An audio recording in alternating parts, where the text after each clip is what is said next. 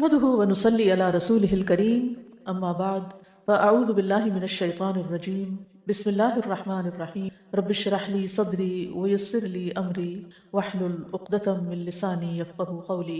Page number 65، شرک اصغر۔ یہ شرک کی وہ قسم ہے جو واضح نہ ہو۔ شرک اصغر کا مرتکب ملت اسلام سے خارج نہیں ہوتا، یعنی وہ مسلمان ہی رہتا ہے، اور یہ کفر کے برابر نہیں ہے۔ البتہ اس سے توحید میں نقص واقع ہوتا ہے، یعنی آپ کی توحید کامل نہیں ہوتی۔ یہ شرک اس آدمی سے بھی سرزد ہو جاتا ہے جو اللہ تعالیٰ کے سوا کسی اور کو معبود نہیں مانتا، یعنی اس سے بھی ہو جاتا ہے، یعنی وہ اللہ کو معبود بھی مانتا ہے، خالق مالک رازق سب کچھ مانتا ہے، لیکن اس کے باوجود ٹھوکر کھا جاتا ہے۔ کبھی وہ ایسا صرف نفس کو خوش کرنے کی خاطر کرتا ہے، کبھی دنیا طلبی کی غرض سے، کبھی لوگوں میں عزت و جاہ، شرف اور جاہ و منزلت حاصل کرنے کے لیے۔ اس کے عمل میں اللہ تعالیٰ کے ساتھ ساتھ نفس اور دوسری مخلوق کا بھی حصہ ہوتا ہے۔ یہ اصل بات، یعنی اس کے عمل میں اللہ سبحانہ وتعالیٰ کے ساتھ اپنے نفس کا یا مخلوق کا کچھ حصہ شامل ہو۔ تو شرک شراکت سے ہے نا، یعنی کسی اور کی شراکت ہو گئی۔ اور پیچھے ہم شرک اکبر پڑھ چکے ہیں کہ اللہ تعالیٰ کی عبادت، الوہیت میں، عبودیت میں، اسماء و صفات میں کسی کو تھوڑا یا زیادہ شریک کرنا۔ لیکن یہاں یہ وہ قسم نہیں بلکہ اس سے الگ ہے شرک اصغر، کہ جس میں انسان اپنے اعمال میں کسی اور کو، اعمال کی نیت میں کسی کو شریک کر لیتا ہے، جس سے وہ عمل ضائع ہو جاتا ہے اور آخرت میں اجر و ثواب نہیں ملتا۔ اس کے بارے میں محتاط ہونے کی ضرورت ہے۔ شرک کی اسی قسم کے بارے میں نبی اکرم صلی اللہ علیہ وسلم نے فرمایا، والذی نفسی بیدہ للشرک اخفی من دبیب النمل الا ادلک علی شیء اذا قلتہ ذهب عنک قلیلہ وکثیرہ قال قل اللہم انی اعوذ بک ان اشرک بک وانا اعلم واستغفرک لما لا اعلم۔ قسم اس ذات کی جس کے ہاتھ میں میری جان ہے، شرک چونٹی کی چال سے بھی زیادہ خفیف ہے۔ خفیف یعنی ہلکا، لائٹر۔ کیا میں تمہیں ایسی بات نہ بتاؤں کہ جب تم اسے کہو تو تم سے شرک کی کم مقدار اور زیادہ مقدار سب ختم ہو جائے، یعنی سارے شرک سے نکل جائے۔ دل چاہتا ہے نا یہی۔ ہو سکتا ہے آج کل آپ بھی یہ دعا مانگ رہے ہیں، اللہ تعالیٰ میرے دل میں توحید راسخ کر دے، شرک کا ذرہ بھی نکال دے، سارا عمل تیرے ہی لیے خالص ہو جائے۔ تو آپ نے اس کا طریقہ بتایا۔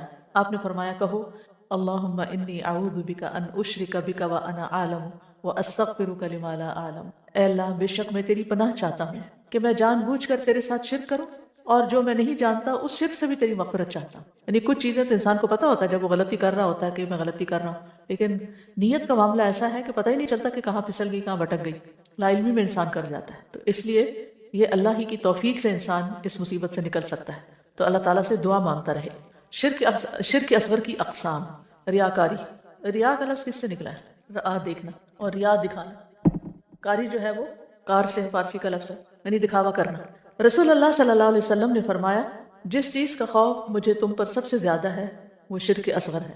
صحابہ نے عرض کیا، اے اللہ کے رسول، شرک اصغر کیا ہے؟ فرمایا، ریاکاری۔ یعنی بڑے بڑے شرک سے تم بچ جاؤ گے، لیکن اس سے تو شاید کوئی بھی نہیں بچا۔ پھر ہم اپنے آپ کو پتہ نہیں کہاں سے نیک سمجھتے ہیں۔ ابو سعید خدری رضی اللہ عنہ سے روایت ہے کہ رسول اللہ صلی اللہ علیہ وسلم نے فرمایا، کیا میں تمہیں وہ چیز نہ بتاؤں جس کا خوف مجھے تم پر مسیح دجال سے بھی زیادہ ہے؟ دجال کا فتنہ دنیا کا سب سے بڑا فتنہ ہے۔ ہم نے عرض کیا، کیوں نہیں؟ آپ نے فرمایا، شرک خفی۔ خفی کہتے چھپا ہوا۔ اس لیے سمپل لفظ کے بھی میننگ بتا رہی ہوں۔ آج کل حج سے متعلق بہت سوالات آ رہے ہیں نا، جو لوگ عام طور پہ پوچھتے رہتے ہیں مجھ سے، تو جو لوگ حج پہ گئے ہوئے ہیں کوئی نہ کوئی سوال آتا ہے۔ تو ابھی آخری سوال جس کا جواب دیا میں نے کہ طواف وداع نہ کرنے کی صورت میں دم دینا ہوگا، تو واپس سوال آیا کہ دم کیا ہوتا ہے؟ تو اس سے مجھے اندازہ ہوا کہ ہم جن الفاظ کو یہ سمجھتے ہیں کہ یہ تو انڈرسٹوڈ ہے، دم دینا کتنا عام بولتے ہیں، تو پھر ان کو ایکسپلین کیا کس طرح ایک بکری جو ہے، ایک بکرا، دمبی، جو بھی گوٹ ہو، اس کو مکہ میں ذبح کر کے مکہ کے فقیروں کو کھلانا۔ تو بہرحال تو شرک خفی۔ کوئی شخص نماز، تو ہم نے عرض کیا، کیوں نہیں؟ آپ صلی اللہ علیہ وسلم نے فرمایا، شرک خفی، کوئی شخص نماز کے لیے کھڑا ہو اور اپنی نماز کو صرف اس لیے اچھا پڑھے کہ فلاں شخص اسے دیکھ رہا ہے، کسی انسان کے لیے اس کو اچھا کر دے۔ یعنی آپ اپنے کمرے میں آرام سے نماز پڑھ رہے تھے اپنے طریقے پہ، اتنے میں آپ کے ہسبینڈ داخل ہوئے کمرے میں، تو آپ نے نماز کو اور اچھا کر لیا تاکہ آپ ان کی نظر میں زیادہ پائز بن جائیں۔ تو یہ دجال کے فتنے سے بھی زیادہ خطرناک چیز کہ انسانوں کو دکھانے کے لیے اپنا عمل اچھا کرنا، پھر لوگوں سے تعریف چاہنے کے لیے عمل کرنا۔ یعنی یہ بھی اتنا بڑا فتنہ ہے آج کے دور میں، خصوصاً سوشل میڈیا کے دور میں، کہ کوئی پکچر پوسٹ کر کے پھر یہ انتظار کرنا کہ کتنے لوگ لائک کرتے ہیں، تعریف چاہتے ہیں نا۔ یعنی جب ہم لائکس ڈیمانڈ کرتے ہیں تو مقصد کیا ہے کہ ہماری کوئی تعریف کرے، کوئی بھی نیکی کر کے تعریف کا انتظار کرنا کہ اب کون مجھے اپریشیٹ کرتا ہے۔ تو اس میں کوئی آدمی کوئی ایسا عمل کرے جو اللہ تعالیٰ کی قربت کا ذریعہ ہو، لیکن اس عمل سے مقصود لوگوں کی تعریف حاصل کرنا، تو یہ ریاکاری ہوتی ہے۔ ظاہری طور پر نماز اچھی کر دینا، صدقہ خیرات اچھا سا کرنا، بڑا سا کرنا دکھاوے کے لیے، اور مقصد کیا ہو کہ لوگ تعریف کریں، لوگوں میں شہرت ہو۔ اسی طرح بآواز بلند قرآن کی تلاوت خوبصورت طریقے سے اس لیے کرنا تاکہ لوگ سن کے تعریف کریں، لوگوں میں نیک نامی ہو کہ فلاں کی قرات، فلاں کی آواز، اس کیا کہنے، تو اس سے عمل ضائع ہو جاتا ہے۔ وَمَنْ كَانَ يَرْجُو لِقَاءَ رَبِّهِ فَلْيَعْمَلْ عَمَلًا صَالِحًا وَلَا يُشْرِكْ بِعِبَادَةِ رَبِّهِ أَحَدًا۔ تو جو کوئی بھی اپنے رب سے ملاقات کی امید رکھتا ہو، اسے چاہیے کہ وہ نیک عمل کرے اور اپنے رب کی عبادت میں کسی کو بھی شریک نہ کرے۔ یعنی اگر آپ تلاوت اللہ کی رضا کے لیے کر رہے ہیں، ثواب حاصل کرنے کے لیے کر رہے ہیں، تو پھر وہی نیت رکھیے، کسی کو سنانا مقصود نہ ہو۔ پھر اسی طرح دنیا کے مفاد حاصل کرنے کے لیے کوئی نیک عمل کرنا، دنیا کے فائدے حاصل کرنے کے لیے، یعنی دنیا کا مال چاہنے کے لیے جہاد کرنا، دینی علم حاصل کرنا، یا اسی طرح کے دیگر نیکی کے کام کہ جن کے نتیجے میں اسے دنیا کا کوئی فائدہ حاصل ہو۔ رسول اللہ صلی اللہ علیہ وسلم نے فرمایا تعس عبد الدینار والدرہم والقطیفۃ والخمیصۃ ان اعطی رضی وان لم یعط لم یرضى۔ بخاری کی روایت ہے، درہم و دینار اور چادر اور کمبل کا غلام ہلاک ہو جائے، یعنی کہ جو اپنے عمل کے نتیجے میں کسی سے مال چاہتا ہے یا کوئی لباس مثلا چاہتا ہے، اگر اسے دیا جائے تو خوش ہے، نہ دیا جائے تو ناراض ہے۔ یہ ہے پہچان کہ آپ نے کوئی نیک کام کیا اور نیت آپ کا مطلب کیا تھا کہ مجھے یہاں سے کچھ مل جائے، کوئی مادی فائدہ ہو جائے۔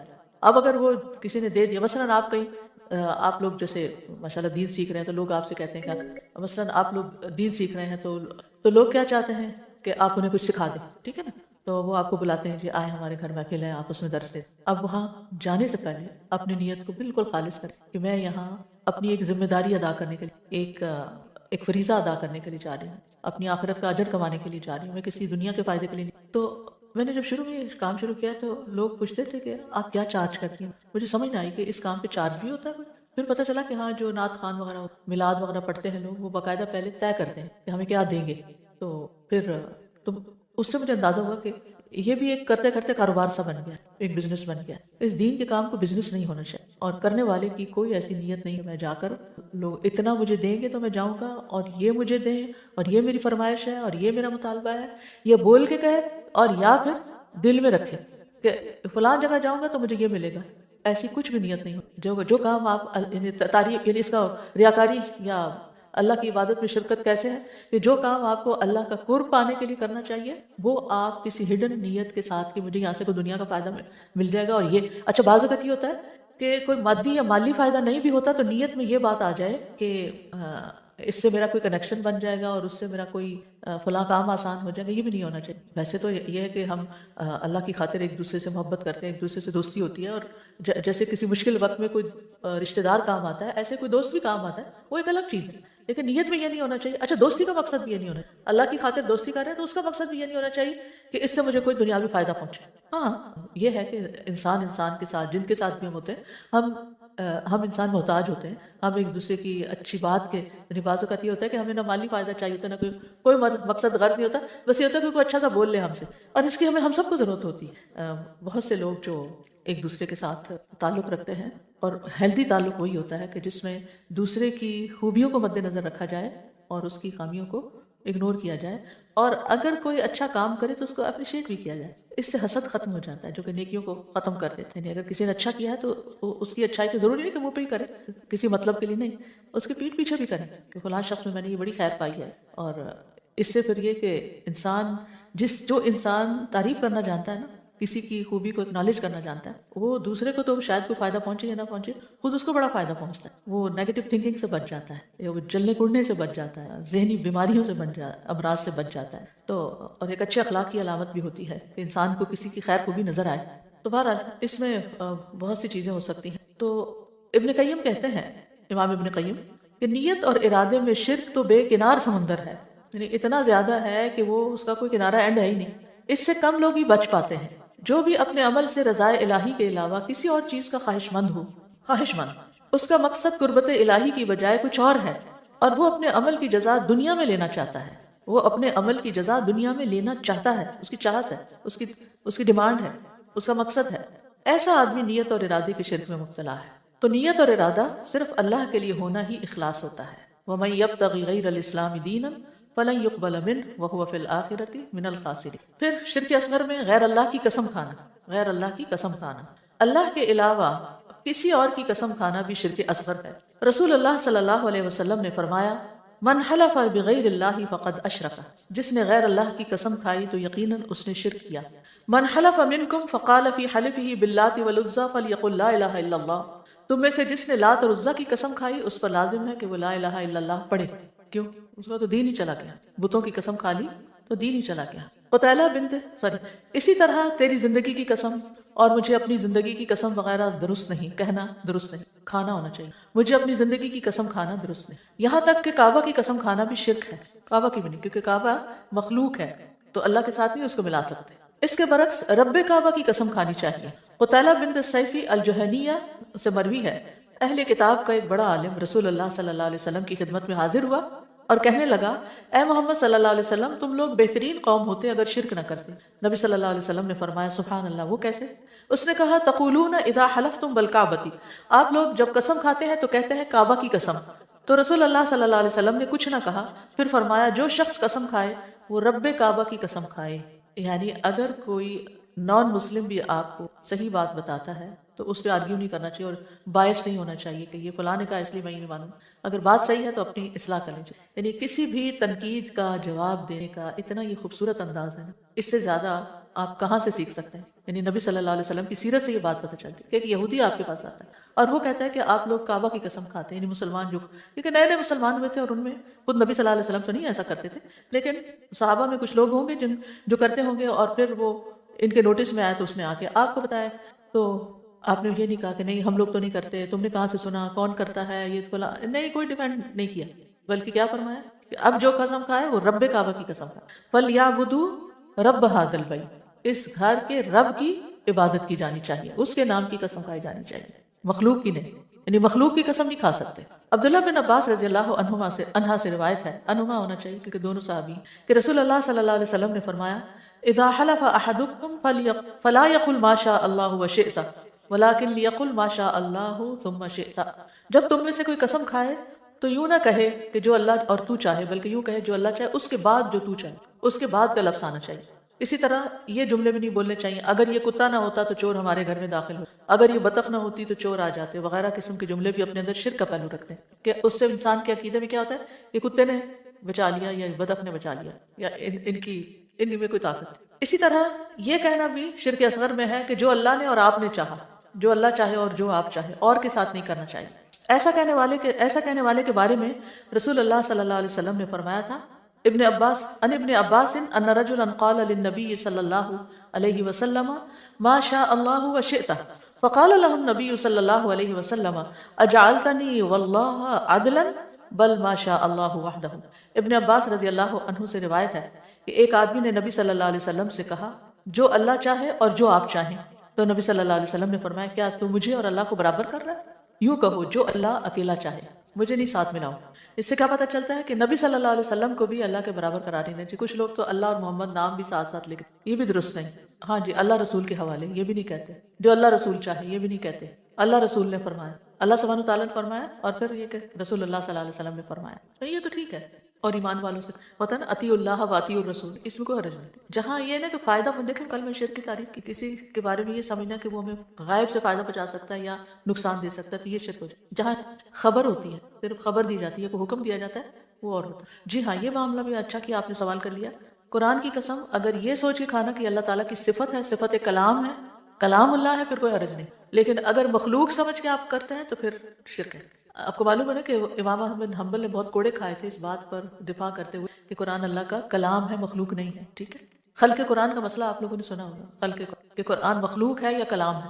تو کیا سنا؟ خلق قرآن کا مسئلہ. خلق قرآن میں دیکھیے کہ مسلمانوں میں ایک گروہ پیدا ہو گیا جو یہ کہتا تھا کہ قرآن جو ہے وہ ایک فزیکل چیز ہے، مخلوق ہے، کریشن ہے اللہ کی. تو علماء کہتے تھے نہیں، یہ اللہ کا کلام ہے، کیونکہ قرآن مجید میں آتا ہے حتی یسمع کلام اللہ. تو وہ کہتے تھے اللہ کلام نہیں کرتا، اللہ تعالیٰ کلام نہیں کرتا، وہ اللہ تعالیٰ کی شان کے خلاف ہے. جب اللہ تعالیٰ نے خود فرما دیا قرآن میں وَكَلَّمَ اللَّهُ مُوسَىٰ تَكْلِيمًا، کہ اللہ تعالیٰ نے موسیٰ علیہ السلام سے کلام کیا، جیسے کلام کیا جاتا ہے، ایسے آواز آئی تھی، بات حروف بھی تھے، آواز بھی تھی. ٹھیک ہے، تو جو شہوت کے وقت ذکر کے سرے پر نمودار ہوتا ہے، یعنی کہ جو اچھل کر نہیں نکلتا بلکہ ویسے ہی وٹنس ہوتی. اور منی عضو مخصوص سے لذت اور جوش کے ساتھ ٹپک کر خارج ہونے والا سفید مادہ ہوتا ہے جس سے انسان پیدا ہوتا ہے. اس کے خروج سے آدمی پر غسل فرض ہو جاتا ہے. ودی وہ گاڑھا سفید پانی جو پیشاب سے قبل یا بعد خارج ہوتا ہے، اس کے نکلنے پر غسل کرنا ضروری نہیں. یہ اسی طرح لکوریا بھی اس میں آ جاتا ہے. جن عورتوں کو سفید رطوبت یعنی لکوریا کی شکایت ہوتی ہے اس سے بھی غسل لازم نہیں ہوتا، حسب معمول نمازیں ادا کرنی چاہیے.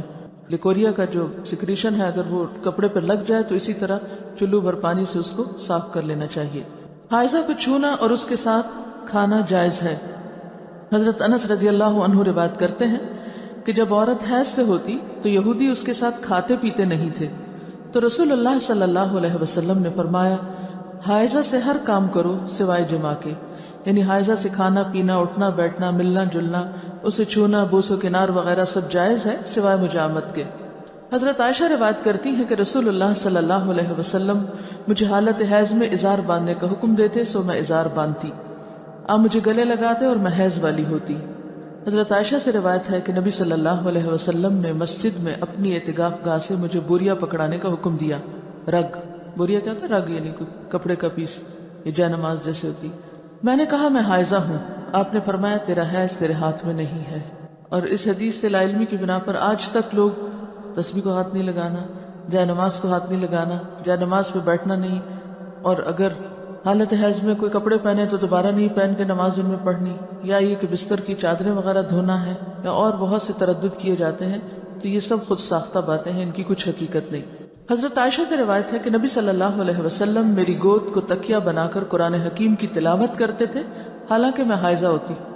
اب یہاں بھی آپ دیکھیے بہت سی خواتین پوچھتی ہیں کہ کیا ہم اس حالت میں قرآن کی مجلس میں شریک ہو سکتے ہیں یا نہیں، وہاں بیٹھ سکتے ہیں یا نہیں. تو آپ دیکھیے کہ آپ صلی اللہ علیہ وسلم حضرت عائشہ کی گود میں سر رکھ کے قرآن پڑھتے جبکہ حضرت عائشہ حیض سے ہوتی. اذا جلس بین شعبها الاربع ومس الختان الختان فقد وجب الغسل. جب مرد عورت کی 4 شاخوں کے درمیان بیٹھ جائے اور اس کا محل ختنہ عورت کے محل ختنہ کے ساتھ مس کرے تو غسل واجب ہو جاتا ہے. تو مسئلہ یہ ثابت ہوا کہ صرف دخول پر ہی مرد اور عورت جنبی ہو جاتے ہیں اور ان پہ غسل واجب ہو جاتا ہے، انزال یعنی منی کا نکلنا شرط نہیں. جنابت کے احکام. وجوب غسل کی حالت کو حالت جنابت کہتے ہیں. وجوب غسل یعنی جب غسل واجب ہو جاتا ہے تو اس حالت کو جنابت کہتے ہیں. جنابت کا لفظ جم سے، جم پہلو کو کہتے ہیں، یعنی بچنا. مندرجہ ذیل 4 حالتوں میں مسلمان مرد اور عورت پر غسل کرنا فرض ہو جاتا ہے. نمبر 1 جوش کے ساتھ منی خارج ہونے کے بعد، اس میں احتلام بھی داخل ہے، یعنی کوئی ایسا خواب آئے یا ویسے. نمبر 2 صحبت کے بعد یعنی سیکشول انٹرکورس کے بعد. نمبر 3 حیض کے بعد. نمبر 4 نفاس کے بعد یعنی بچے کی پیدائش کے بعد. اس میں یاد رکھیے کہ بہت سے لوگ پوچھتے ہیں کہ اگر خواتین انٹرنل چیک اپ کرواتی ہیں تو کیا اس سے غسل واجب ہوتا؟ تو کوئی غسل واجب نہیں ہوتا جب تک کہ ان 4 چیزوں میں سے کوئی چیز نہ ہو. اس میں یاد رکھیے کہ بہت سے لوگ پوچھتے ہیں کہ اگر خواتین انٹرنل چیک اپ کرواتی ہیں تو کیا اس سے غسل واجب ہوتا؟ تو کوئی غسل واجب نہیں ہوتا جب تک کہ ان 4 چیزوں میں سے کوئی چیز نہ ہو. صرف منی خارج ہونے سے بات نہیں بلکہ جوش کے ساتھ منی خارج ہونے کے بعد غسل واجب ہوتا ہے. رسول اللہ صلی اللہ علیہ وسلم نے فرمایا جب تم عورت کی 4 شاخوں کے درمیان بیٹھ کر صحبت کرو تو تم پر غسل واجب ہو گیا اگرچہ منی نہ نکلے. آپ نے غور کیا ہوگا کہ طہارت کے مسائل بہت تفصیل کے ساتھ اور اپنے اندر بہت ڈیٹیلز رکھتے ہیں، اور بہت سے موضوعات ایسے ہیں کہ جو انسان کی ظاہری زندگی نہیں بلکہ اس کی نجی اور ذاتی زندگی سے متعلق بھی ہیں. لیکن اس طرح پبلکلی ان کو پڑھانا اور ان کو سکھانا یہ بھی ایک ضرورت ہے، کیونکہ آپ صلی اللہ علیہ وسلم نے انصار کی خواتین کی تعریف کی کہ انصار کی خواتین کتنی اچھی ہیں جنہیں حیا دین کا علم حاصل کرنے سے نہیں روکتا. تو سوال یہ پیدا ہوتا ہے کہ آخر اتنی تفصیلات کیوں؟ اور بعض لوگ اس کو ناپسندیدہ قرار دیتے ہیں. تو ایسا کرنا ناسمجھی کی علامت ہے. ہم دیکھتے ہیں کہ انسان اگر اللہ کے بتائے ہوئے طریقے کے مطابق زندگی بسر کرتا ہے تو اس میں خیر ہی خیر ہے، اور وہ صرف خیر اس کی اپنی ذات تک نہیں رہتی، بعض اوقات دوسروں کی بھلائی کا ذریعہ بھی بن جاتی. عورت کو بھی احتلام ہوتا ہے. ام المومنین حضرت سلمہ رضی اللہ عنہا روایت کرتی ہیں کہ حضرت ام سلیم نے رسول اللہ صلی اللہ علیہ وسلم سے کہا اے اللہ کے رسول، یقیناً اللہ حق سے نہیں شرماتا.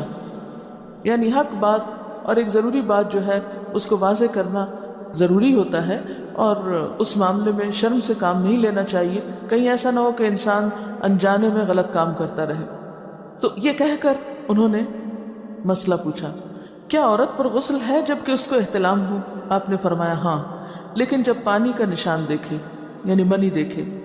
اس پر حضرت ام سلمہ نے شرم سے منہ چھپا لیا اور عرض کیا، اے اللہ کے رسول، کیا عورت کو بھی احتلام ہوتا ہے؟ آپ نے فرمایا ہاں ہوتا ہے، تیرا داہنا ہاتھ خاک آلود ہو، یعنی یہ ایک پیار کی ڈانٹ تھی۔ اور اس میں ہو سکتا ہے کہ مزاج کا فرق ہو، بعض خواتین کے ساتھ ایسا نہ ہو اور بعض کے ساتھ ایسا ہو، لیکن اس میں جو اصل چیز ہے وہ ایکسیسو واٹر ڈسچارج ہے۔ اس میں کہیں ایسا نہ ہو کہ لیکوریا وغیرہ کے ساتھ اس کو ریلیٹ کر دیا جائے، دونوں چیزوں میں فرق ہے۔ اور احتلام جو ہے وہ سوتے وقت ہوتا ہے، یعنی سو کر اٹھنے پر اگر انسان اپنے کپڑوں پر زیادہ ڈسچارج دیکھے، خواہ کوئی خواب یا کوئی فیلنگ یاد نہ بھی ہو، تو پھر غسل کرنا ضروری ہے۔ معلوم ہوا کہ عورت یا مرد نیند سے اٹھ کر اگر تری یعنی نشان منی دیکھیں تو یہ احتلام کی علامت ہے، لہٰذا ان پر غسل کرنا فرض ہو جاتا ہے۔ اور اگر احتلام کی کیفیت انہیں یاد ہو لیکن نشان نہ پائیں، یعنی خواب یاد ہے لیکن کوئی سامنے علامت نہیں، تو غسل فرض نہیں ہوگا۔ ایسی صورت میں شک کی ضرورت نہیں ہے کہ نہیں میں نے خواب دیکھا اور مجھے خواب بالکل صحیح یاد ہے تو مجھے نہانا چاہیے، نہیں، محض خواب پر نہیں نہایا جائے گا جب تک کہ فزیکلی کوئی ایسی چیز سامنے دیکھی نہ جائے۔ حضرت ام سلمہ روایت کرتی ہیں کہ میں نے کہا، اے اللہ کے رسول صلی اللہ علیہ وسلم، میں اپنے سر کے بال خوب مضبوط گوندتی ہوں، کیا میں انہیں غسل جنابت کے وقت کھولا کروں؟ آپ نے فرمایا ان کا کھولنا ضروری نہیں، تیرے لیے یہی کافی ہے کہ 3 لپ پانی اپنے سر پر ڈالے، پھر اپنے سارے بدن پر پانی بہائے، پس تو پاک ہو جائے گی۔ یعنی بالوں کی جڑیں بھیگنا، سکن بھیگنا ضروری ہے، سارے بال کھولنا ضروری نہیں ہے۔ جنبی کے بالوں کا مسئلہ، حضرت عائشہ کو خبر ملی کہ حضرت عبداللہ ابن عمر عورتوں کو غسل جنابت کے لیے بال کھولنے کا حکم دیتے ہیں۔ فرمانے لگی، ابن عمر پر تعجب ہے، انہوں نے عورتوں کو تکلیف میں ڈال دیا، وہ انہیں سر منڈوانے کا حکم کیوں نہیں دے دیتے؟ یہ حضرت عائشہ کی ڈانٹ تھی، یعنی وہ یہ تو کہنے کہ عورتیں بال کھول کھول کے نہائیں، تو وہ پھر سیدھا یہی کہیں کہ عورتیں بال منڈوا لیں۔ میں اور رسول اللہ صلی اللہ علیہ وسلم ایک ہی برتن میں غسل کرتے، اور میں اپنے بال کھولے بغیر سر پر 3 چلو سے زیادہ پانی نہیں ڈالتی تھی۔ معلوم ہوا کہ غسل جنابت کے لیے بال کھولنے کی ضرورت نہیں، مگر یہ حکم صرف غسل جنابت کا ہے، غسل حیض کے لیے بالوں کا کھولنا ضروری ہے کیونکہ وہ مہینے میں ایک دفعہ ہے۔ حضرت عائشہ سے روایت ہے کہ انہیں رسول اللہ صلی اللہ علیہ وسلم نے غسل حیض کے لیے فرمایا، اپنے بال کھولو اور غسل کرو۔ اس میں آپ دیکھیے کہ دونوں چیزوں میں فرق کیوں ہے، دونوں کی نوعیت فرق ہے۔ اور حیض جو ہے وہ ایک نجاست کی کیفیت بھی ہے نا، قل هو اذی، اس کے بعد نہانا اور نہا کر خوشبو لگانا، خاص طور پر اس کا سارا حکم آتا ہے۔ لیکن غسل جنابت میں نجاست کی وہ کیفیت نہیں ہے، یعنی حیض کا خون اور منی جو ہے ان دونوں کے حکم میں بھی فرق ہے، ٹھیک ہے نا۔ بعض علماء کے خیال میں جو منی ہے اٹ سیلف وہ ناپاک چیز نہیں ہے، اگر کسی کپڑے وغیرہ کو لگ گئی تو وہ کپڑا ناپاک نہیں، اگر اس کو خشک ہونے پر کھرچ کے صاف کر دیا جائے تو کپڑا صاف ہو جائے گا۔ لیکن خون حیض پر آپ صلی اللہ علیہ وسلم نے کیا فرمایا؟ چٹکیوں سے مل مل کے اس کو صاف کر کے دھوئے۔ تو ان دونوں میں بھی فرق ہے، لہٰذا ان دونوں کے بعد نہانے کے حکم میں بھی فرق ہے۔ ایک میں بال کھولے جائیں گے اور بال بھی دھوئے جائیں گے اور بالوں کی جڑیں بھی دھوئی جائیں گی، جبکہ دوسرے عام غسل جنابت میں بال کھولنا اور پورے بال دھونا شرط نہیں۔ بہت سے بچے ایسی جن کی شادی ہوتی ہے اور اس کے بعد انہیں ان مسائل کا پتہ نہیں ہوتا، یا تو وہ شرم کے مارے نہاتی نہیں، یا نہاتی ہیں تو پھر وہ پورے بال دھو دھو کے سکھانے میں اور ان چیزوں میں اتنا وقت ضائع کر دیتی ہیں کہ پھر بعضوں کا شوہر کی نافرمانی اور آپس کے تعلقات میں ٹینشن، لوگوں کا خوف۔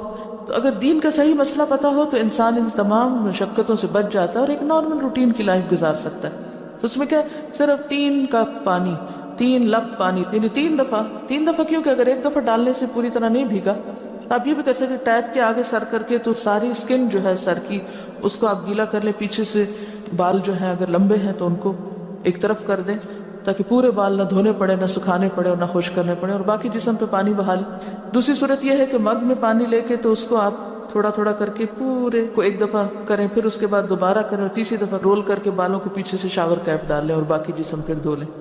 شاور کیپ سے کیا ہوتا ہے عام طور پر کہ پیچھے کے جو سارے لمبے بال ہیں پھر وہ نیچے گر کے گیلے نہیں ہوتے، وہ آپ کے سر پہ ٹک جاتے ہیں۔ تو سر کی اسکن دھوئیں اور بالوں کو جوڑے کی شکل میں باندھ کے اوپر شاور کیپ پہن کے پھر باقی جسم کو اچھی طرح دھو لیں۔ تو اس میں آپ دیکھیں کہ جب بالکل سر کے سکن کا حصہ ہی تر ہوگا، اور یہ 3 دفعہ کرنا ہوگا، ایک دفعہ سے نہیں کام چلے گا، 3 دفعہ کرنا تاکہ کوئی بھی بال برابر جگہ سکن کی خشک نہ رہ جائے.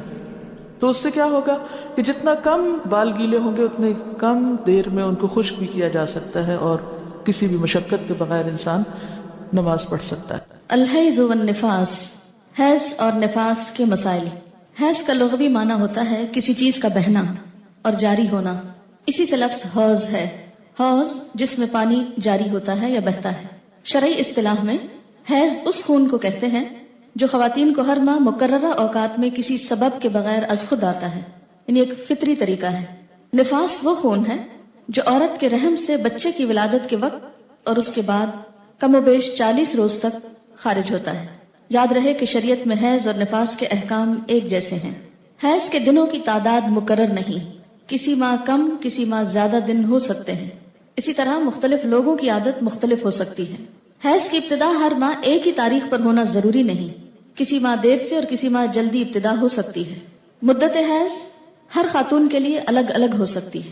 حیض شروع ہونے اور ختم ہونے کی عمر، آب و ہوا اور خواتین کے حالات کے پیش نظر ہر ملک میں مختلف ہو سکتی ہے. ان عائشہ رضی اللہ عنہا ان النبی صلی اللہ علیہ وسلم قال اذا اقبلت الحیضۃ فاترک الصلاۃ واذا ادبرت فاغتسلی. رواہ النسائی.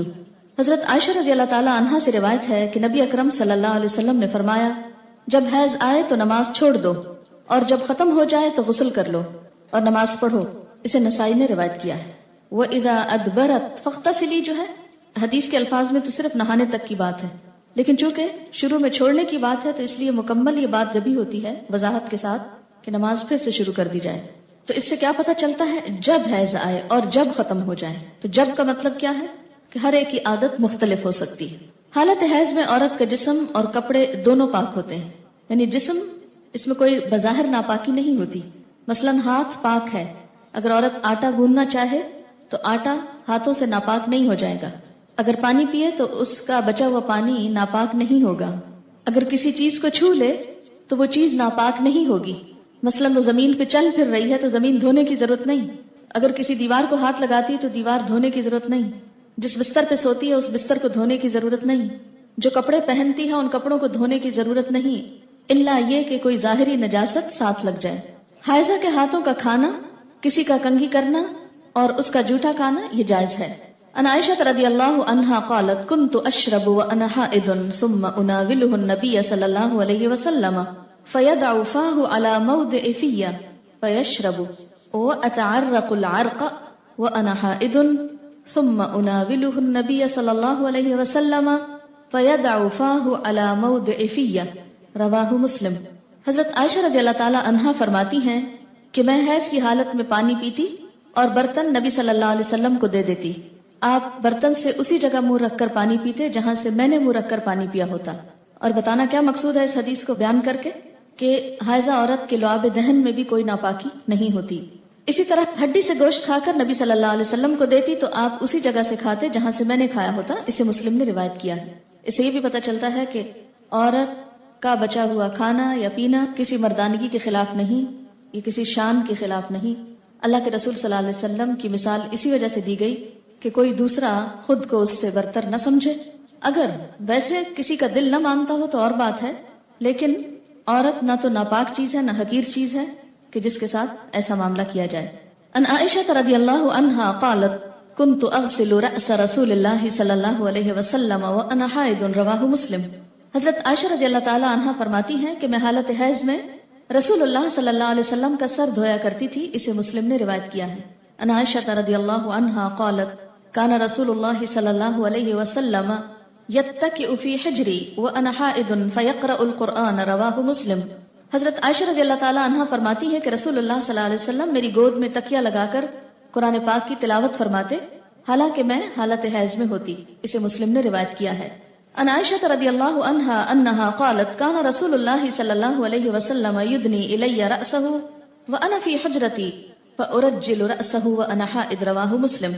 حضرت عائشہ رضی اللہ تعالی عنہا فرماتی ہیں کہ رسول اللہ صلی اللہ علیہ وسلم مسجد میں بیٹھے بیٹھے اپنا سر میرے نزدیک کرتے جبکہ میں اپنے حجرے میں ہوتی، کیونکہ مسجد اور حجرے کے درمیان کوئی خاص فاصلہ نہیں تھا، بس ایک چھوٹی سی پارٹیشن تھی. پردہ جسے لٹکا ہو. جبکہ میں اپنے حجرے میں ہوتی اور آپ صلی اللہ علیہ وسلم کے سر میں حالت حیض میں کنگھی کر دیا کرتی. اسے مسلم نے روایت کیا ہے.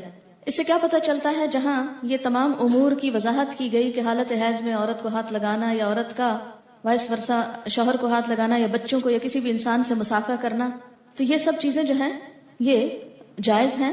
بظاہر یہ ایک نارمل حالت ہے. ایسے ہی ہے جیسے کسی کا وضو نہ ہو اور وہ سب کام کرتا پھرے تو نماز تو نہیں پڑھ سکتا، لیکن اس کا باقی جسم بظاہر ناپاکی نہ ہو تو کوئی ناپاک نہیں ہوا کرتا. اس سے گن کھانا یا اس سے نفرت کرنا یا اسے اچھوت سمجھ لینا یہ اسلام میں نہیں ہے. دوسری چیز یہاں سے یہ پتہ چلتی ہے کہ ایک شوہر اور بیوی کے باہمی تعلقات کیسے ہونے چاہیے اور دونوں کے درمیان باہم اعتماد اور قریبی تعلق کی کیسی فضا ہے. حیض کی حالت میں عورت کا بوسہ لینا جائز ہے. ان میمونہ رضی اللہ عنہا قالت کان رسول اللہ صلی اللہ علیہ وسلم یباشر نساءه فوق الازار وهن حید، رواہ مسلم. حضرت میمونہ رضی اللہ تعالی عنہا فرماتی ہیں کہ رسول اللہ صلی اللہ علیہ وسلم اپنی ازواج مطہرات سے بوس و کنار فرما لیا کرتے تھے حالانکہ وہ حالت حیض میں ہوتی. اسے مسلم نے روایت کیا ہے. حالت حیض میں عورت سے نفرت کرنا یا کھانے پینے کا علیحدہ اہتمام کرنا ناجائز ہے، درست نہیں. کیونکہ ویسے بھی اس حالت میں ہارمونل چینج کی وجہ سے عورت کے اندر سٹیبلٹی نہیں ہوتی. بسا اوقات چھوٹی چھوٹی بات پر ناگواری اور دل چھوٹا کرنا اور آنسو بہانا ان دنوں میں عموماً بڑھ جاتی ہے ایسی کیفیت. تو اس میں اگر اس کو بالکل ہی ایک طرف پھینک دیا جائے تو اس سے ازدواجی تعلقات جو ہیں متاثر ہو سکتے ہیں. یعنی اس حالت میں عورت صحت کی نسبت بیماری سے قریب تر ہوتی. اور جب بھی کوئی شخص بیماری کی حالت میں یا بیماری سے قریب تر ہو تو وہ زیادہ کیئر، اٹینشن اور محبت کا طلبگار ہوتا ہے. اس لیے ان حالات میں عورت سے بالکل بے نیاز ہو جانا، بے پرواہ ہو جانا، اس سے کوئی تعلق نہ رکھنا، یہ اسلام کی تعلیمات اور اسپرٹ کے خلاف ہے. حائضہ سے صحبت کرنا منع ہے، یعنی انٹر کورس منع ہے. ان انس رضی اللہ عنہ ان اليہود كانوا اذا حاضت المرأة فيهم لم يآكلوها ولم يجامعوهن في البيوت فسأل اصحاب النبي صلی اللہ علیہ وسلم فانزل اللہ عز وجل ويسألونك عن المحيض قل هو اذن فاعتزلوا النساء في المحيض الى آخر الآية فقال رسول اللہ صلی اللہ علیہ وسلم اصنعوا كل شيء الا النکاح، رواہ مسلم. حضرت انس رضی اللہ تعالی عنہ سے روایت ہے کہ یہودیوں کے ہاں جب کوئی عورت حائضہ ہوتی تو یہودی اس کے ساتھ کھانا نہ کھاتے، نہ گھر میں رہتے. صحابہ کرام رضی اللہ عنہم نے رسول اللہ صلی اللہ علیہ وسلم سے مسئلہ دریافت کیا تو اللہ تعالیٰ نے یہ آیت نازل فرمائی کہ لوگ آپ صلی اللہ علیہ وسلم سے حیض کے بارے میں دریافت کرتے ہیں، ان سے کہہ دیجئے وہ ایک بیماری کی حالت ہے، لہٰذا اس میں عورتوں سے علیحدہ رہیں. یہ آیت نازل ہونے کے بعد نبی صلی اللہ علیہ وسلم نے فرمایا حالت حیض میں صحبت کے علاوہ معمول کے سارے تعلقات قائم رکھو. اسے مسلم نے روایت کیا ہے. حائضہ طواف کے علاوہ باقی سارے مناسک حج ادا کر سکتی ہے. عن عائشہ رضی اللہ عنہا قالت خرجنا مع رسول اللہ صلی اللہ علیہ وسلم لا نذكر الا الحج فلما جئنا صرفا تمست فدخل علی النبی صلی اللہ علیہ وسلم وانا ابکی فقال ما يبكيك قلت لوددت والله اني لم احج العام قال لعلك نفست قلت نعم قال فإن ذلك شيء كتبه الله على بنات آدم فافعلي ما يفعل الحاج غير ألا تطوفي بالبيت حتى تطهري، رواہ البخاری. حضرت عائشہ رضی اللہ عنہا فرماتی ہیں کہ ہم رسول اللہ صلی اللہ علیہ وسلم کی رفاقت میں حج کے ارادے سے نکلے. مقام صرف پر ایک جگہ کا نام. مجھے حیض شروع ہو گیا. رسول اللہ صلی اللہ علیہ وسلم میرے پاس تشریف لائے. میں اس وقت رو رہی تھی. آپ نے پوچھا کیا بات ہے؟ میں نے عرض کیا اگر میں اس سال حج کا ارادہ نہ کرتی تو اچھا تھا. حضور صلی اللہ علیہ وسلم نے فرمایا شاید تمہیں حیض آیا ہے؟ میں نے عرض کیا ہاں. آپ نے فرمایا یہ ایک ایسی چیز ہے جو اللہ تعالیٰ نے آدم کی بیٹیوں کے لیے لکھ دی ہے، لہٰذا جب تک پاک نہ ہو جاؤ بیت اللہ شریف کا طواف نہ کرو، باقی سارے مناسک حج ادا کرتی رہو. اسے بخاری نے روایت کیا. باقی مناسک حج کیا ہے؟ مثلاً احرام پہننا، اسی طرح عرفات جانا، منا جانا، کنکریاں مارنا، یہ تمام چیزیں درست ہیں لیکن طواف نہیں ہو سکتا. شروع میں صحیح ہو سکتی تھی لیکن چونکہ اب وہ مسجد کا حصہ ہو گئی ہے اس لیے صحیح کرنا بھی درست نہیں. حائضہ نماز پڑھ سکتی ہے نہ روزہ رکھ سکتی، یعنی نہ نماز پڑھ سکتی ہے نہ روزہ رکھ سکتی. تو اب کتنی چیزیں منع ہو گئی؟ طواف، نماز، روزہ. حیض شروع ہوتے ہی روزہ ختم ہو جاتا ہے، خاص سورج غروب ہونے سے ایک لمحہ ہی پہلے کیوں نہ آئے. حیض کی وجہ سے روزہ ختم ہونے کے بعد کھانا پینا جائز ہے البتہ روزہ کی قضا ضروری ہے. حائضہ کے لیے روزہ کی قضا ہے، نماز کی نہیں. ہمارے یہاں عام طور پر یہ خیال پایا جاتا ہے نا کہ اگر پیریڈز آ بھی جائیں تو روزہ نہیں توڑنا چاہیے اور کچھ کھانا پینا نہیں چاہیے، اس دن کا ہو جاتا ہے. یہ خیال غلط ہے. دوسرا یہ کہ یہ کہا جاتا ہے کہ چلے اگر نہیں کھائے پیئیں گے تو روزے کا ثواب مل جائے گا. ایسی بھی کوئی بات کہیں نہیں لکھی ہوئی. جب روزہ ہوا ہی نہیں تو ثواب کائے کا ملا؟ ناپاک حالت میں روزہ رکھنے کا یہ ثواب ہے یا الٹا گناہ ہے؟ یعنی ناپاکی میں کس نے روزہ رکھنے کو کہا؟ اور جب روزہ ہی نہیں تو کھانا پینا کیوں حرام کر لیا اپنے اوپر؟ یہ دین میں خود ساختہ پابندیاں ہیں. بعض اوقات ایک دم شوگر لیول ڈاؤن ہو جاتا ہے یا کوئی اور تکلیف ہوتی ہے، دوا لینے کی ضرورت ہوتی ہے، تو ایسے میں بے جا کی پابندی کے نہیں روزہ رکھے چلے جاؤ جیسے عام طور پر ہمارے معاشرے میں یہ چیز پائی جاتی ہے، تو یہ درست نہیں. عن ابی سعید الخدری رضی اللہ عنہ قال قال النبی صلی اللہ علیہ وسلم الیس اذا حادت لم تصلی ولم تصم فذلك من نقصان دینها رواہ البخاری. حضرت ابو سعید خدری رضی اللہ عنہ کہتے ہیں کہ نبی اکرم صلی اللہ علیہ وسلم نے فرمایا، کیا ایسا نہیں کہ جب عورت کو حیض آئے تو نہ نماز پڑھ سکتی ہے نہ روزہ رکھ سکتی ہے؟ عورتوں کے دین میں کمی کی یہی وجہ ہے. اسے بخاری نے روایت کیا ہے. یعنی بہرحال جب نماز نہیں پڑھیں گے تو اس کا ثواب تو نہیں نا. یہ الگ بات ہے کہ وہ ایک معذوری کی حالت ہے، تو ایسے میں اس کو کمپنسیٹ کرنے کے لیے کوئی ذکر اذکار اور تسبیحات کثرت سے کرنی چاہیے. اس سے نہ صرف یہ کہ وہ ثواب کا نقصان پورا ہوتا ہے بلکہ جو ڈپریشن کی ایک حالت آنے لگتی ہے اس کا ازالہ بھی ہو جاتا ہے. آزما کر دیکھ سکتے ہیں. اور نقصان دینہا کے کئی ایک معنی ہیں. یہ جو عربی لفظ ہے نا نقصان دین، نقصان عربی میں کمی کو کہتے ہیں. قرآن پاک میں آپ نے پڑھا نا وَلَنَبْلُوَنَّكُمْ بِشَيْءٍ مِّنَ الْجُوعِ وَنَقْصٍ مِّنَ الْأَمْوَالِ. نقص اردو میں کہتے ہیں خرابی کو. ٹھیک ہے، یہ میں اس لیے یہاں پر واضح کرنا چاہتی ہوں کیونکہ بہت سے لوگ جو ان الفاظ کا صحیح معنی اور روح نہیں سمجھتے، وہ بسا اوقات عورتوں کو پرووک کرتے ہیں یہ کہہ کر دیکھو اسلام نے تمہارے ساتھ کیسی زیادتی کی، اور اسلام میں تو عورت کو کوئی حیثیت ہی نہیں دی گئی، اس کے دین میں بھی نقص بتایا گیا. تو نقص اور نقصان کمی کے لیے ہے، کسی عیب اور خرابی کے لیے نہیں. اب آپ دیکھیے کہ نماز میں تو کمی ہوتی ہے، لیکن اس وقت میں جو ایک تکلیف کی اذیت کی کیفیت ہوتی ہے اس کا صلہ بھی ملتا ہے، کیونکہ اللہ تعالیٰ نے لکھ دیا ہے نا یہ. تو جو چیز اللہ تعالیٰ کی طرف سے آتی ہے اس پر انسان صبر کرے. جیسے بازو کا پین بہت ہے یا کوئی اور ایسی کیفیت ہے، تو یہ ایسے حالات میں صبر کرنا جو ہے وہ اجر کا سبب ہے. اگر ادھر سے کمی ہوئی تو ادھر سے بڑھ بھی گیا اجر. ٹھیک ہے. دوسری بات یہ کہ کمی سے مراد نمازوں کی تعداد میں کمی ہے، جس کو آپ بعد میں عام حالات میں نفل وغیرہ پڑھ کے بھی پورا کر سکتے ہیں، یا پھر یہ کہ کمی سے مراد اس اعتبار سے کمی بھی ہے کہ ایک مثلا تہجد کی روٹین آپ بناتے ہیں یا نمازوں میں خشوع و خضوع کی روٹین بناتے ہیں، این ابھی آپ اس حالت میں ہوتے ہیں کہ نماز چھوٹ جاتی ہے. اب کیا ہو گیا؟ نہ صرف یہ کہ وہ چند دن نمازوں کی کمی ہوئی بلکہ دوبارہ ایک اچھی حالت میں آنے کے لیے، دوبارہ سے نئی عادت بنانے کے لیے پھر ایک مشکل پڑ جاتی. تو بعض اوقات لوگ نماز ہی چھوڑ دیتے ہیں، بمشکل عادت پڑنے لگتی ہے کہ چھٹی ہو جاتی ہے اور چھٹی ہوتے ہی پھر چھٹی کر لی جاتی ہے ساتھ. یہ بالکل ایسے ہی جیسے یہاں آپ کو چھٹی دی جاتی ہے تو آپ کی تسلی نہیں ہوتی جب تک آپ ایک آدھ چھٹی اور ساتھ کر نہ لیں. تو یہ ایک انسانی نفسیات بھی. اس سے پھر دین میں پیچھے رہنے کا اندیشہ ہوتا ہے. یہ بتا کے الارم کیا گیا ہے، نہ کہ کوئی عیب بتانا مقصود ہے. کہ اگر آپ کو یہ بتایا جائے کہ آپ کے بزنس میں یا فلاں چیز میں کمی ہو جاتی ہے اس چیز سے، تو آپ کیا سوچتے ہیں؟ بزنس چھوڑ دوں، کام ہی چھوڑ دوں؟ نہیں، آپ سوچتے ہیں اچھا اس کمی کو پھر اور کہاں سے پورا کروں. کسی بھی چیز میں جب کسی بھی چیز کی کمی کا سبب بنتا ہے اور اس کو بتایا جاتا ہے یہ کمی ہونے لگی ہے. مثلا اگر کسی کو بتایا جائے کہ مارکیٹ میں فلاں پروڈکٹ نہیں آ رہی ہے جس کی وجہ سے فلاں کی سیل پر اثر پڑ جائے گا اور ایک دم کمی ہوگی، بزنس ڈاؤن ہوگا، تو انسان مایوس ہو کے بیٹھ نہیں جاتا بلکہ کچھ اور سٹرگل شروع کرتا ہے کہ کسی اور طریقے سے کمی پوری کی جائے. تو یہاں بھی جب یہ بتایا گیا کہ میں نقصان دینہا، تو اس کا مطلب یہ ہے کہ اس کمی کو کسی اور طریقے سے پورا کیا جائے. یہ ایک خیرخواہی بھی ہو سکتی. اچھا، نماز نہ پڑھنے کا سبب کیا ہے؟ یا روزہ نہ رکھنے کا، یا مسجد میں نہ جانے کا، یا حج کے دوران طواف نہ کرنے کا؟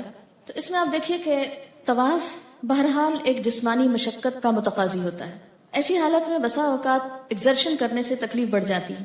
صحیح کی جہاں رخصت دی گئی اس کا مطلب ہے کہ لازمی کر لے، اگر کسی میں ہمت ہے تو کر لے، نہیں تو نہیں. دوسری بات یہ ہے کہ بسا اوقات بلیڈنگ اتنی زیادہ ہوتی ہے کہ پاک جگہوں کے اندر ناپاکی پھیلنے کا اندیشہ ہوتا ہے.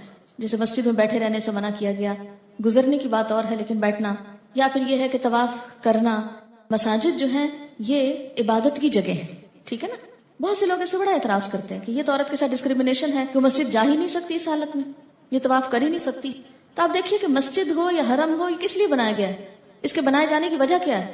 عبادت کی جائے. تو جب عبادت ہی نہیں کرنی تو وہاں جانے کا مطلب کیا ہے؟ پہلی بات تو یہ. دوسری بات یہ ہے کہ ضرورتاً گزرنے سے منع نہیں کیا. تیسری بات یہ ہے وہاں پر کسی طرح کی نجاست ناپاکی کے لگنے کا اندیشہ ہوتا ہے. یہ نہیں کہ عورت پھوڑ ہے، کم عقل ہے یا جان بوجھ کے ایسا کر رہی ہے. بعض اوقات انکانشیسلی، ان نوئنگلی اور بغیر کسی ایسی کمی کے یا کوتاہی کے حالات ایسے ہو جاتے ہیں کہ انسان کے کنٹرول یا بس سے باہر ہو جاتے ہیں. تو ایسی صورت میں احتیاط لازم ہے کہ انسان اگر خود عبادت نہیں کر رہا اور جا بیٹھ کے عبادت کرنے والوں کی جگہ بھی خراب کر کے آ جائے تو یہ کس جگہ کی نیکی ہے، اس لیے روکا گیا ہے. اور یہ کسی ڈسکریمنیشن کی بنا پر نہیں ہے، بلکہ باقی لوگوں کا حق محفوظ کرنے کے لیے. اسلام میں جہاں ہر ایک کو آزادی دی گئی ہے وہاں وہ آزادی اتنی لمٹس میں ہے کہ دوسرے کی آزادی میں خلل اندازی نہ ہو. ہر ایک کے حقوق بھی رکھیں اور فرائض بھی رکھیں. یعنی شتر بے مہار کی طرح ایسی آزادی نہیں کہ آپ جانور کھول دو جس کو چاہے ٹکرے مارے. اگر آپ سے کوئی پوچھے کیوں آپ نے کھول رکھے تو آپ کو میں نہیں چاہتا کہ میرا کتا بندھا رہے، میں چاہتا ہوں کہ یہ آزاد رہے. لیکن آپ کا کتا تو آزاد رہے مگر دوسروں کی جان اور جسم محفوظ رہے یا نہ رہے. تو اسلام ایسی آزادی نہیں دیتا کہ جس سے دوسروں کی آزادی میں خلل پڑے یا دوسروں کی سہولت